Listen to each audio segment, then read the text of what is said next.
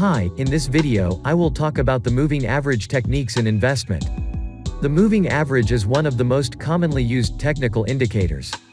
If you've spent even a little time looking at price charts, you will have noticed that most often the price of an instrument will move up and down in fast-moving markets.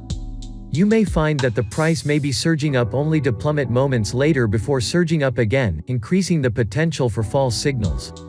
The moving average can help filter out the noise from random price movements and smooth it out in order to see the average value. Moving averages are used to identify trends and confirm reversals when the price is above the moving average line. We consider the instrument to be in an uptrend. Conversely, if the price is below the moving average line, we consider it to be in a downtrend. The breaking of the moving average line usually implies a trend reversal. Moving averages are also used to identify areas of support and resistance. Many traders will consider the moving average line as a support and resistance level indicator and base trades on it. So, traders will check to see whether the price is going towards the moving average and see whether it will bounce back from it or break it as with regular support or resistance level. Oftentimes, the price of an instrument will find support at the moving average line when the trend is up and will find resistance at the moving average line when the trend is down. So, moving averages will tell you whether an instrument is trending up, down, or if it's ranging. It can tell you if a trend is still in motion and whether it is reversing or losing momentum. Have in mind that a moving average is based on past prices and is known as a lagging indicator. Therefore, it will not warn you in advance, but it will confirm when a trend change has taken place at the most basic level when the price crosses up and over the moving average. Traders take this as a signal to buy when it crosses down under the moving average line. They consider it a signal to sell. Let's take a look at the types of moving averages.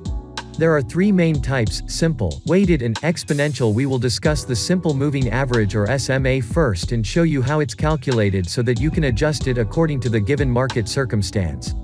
So, if you wanted to plot a 10-day simple moving average, you would add the closing prices of the last 10 days and divide by 10.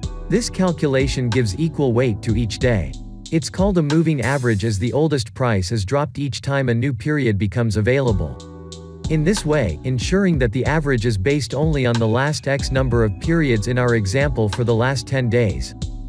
Have in mind that the longer the simple moving average period, the more it lags, and the slower it is to react to the most recent price movement. And this brings us to its downside.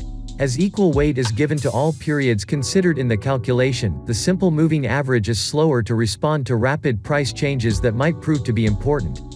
So, how can you counter this? With another type of moving average, either a weighted or an exponential moving average. The weighted and exponential moving averages are calculated differently from one another, but both types give more weight to recent periods and thus more emphasis on what traders are doing at the moment. So, as a result, weighted and exponential moving averages respond faster to price action by distributing more weight to recent periods and less to older periods.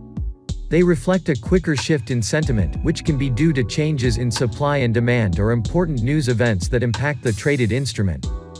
To illustrate what we mean, if you were to plot an exponential moving average and a simple moving average on a chart, you will see that the exponential moving average is closer to the current price than the simple moving average. Apart from the type of moving average, you also have to decide on the time period. This will largely depend on the type of trend you are analyzing. Here are some guidelines for commonly used time periods. 10 to 20 for short-term trends, 50 for midterm and 200 for long-term trends.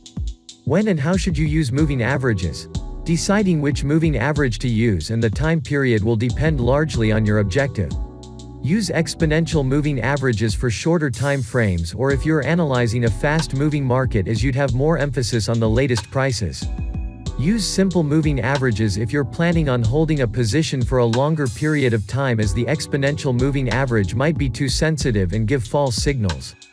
You should also use simple moving averages if you like to filter out the noise and random price fluctuations to determine the overall market direction. Thank you for watching this tutorial on moving averages. Our next video will focus on how to trade using moving averages.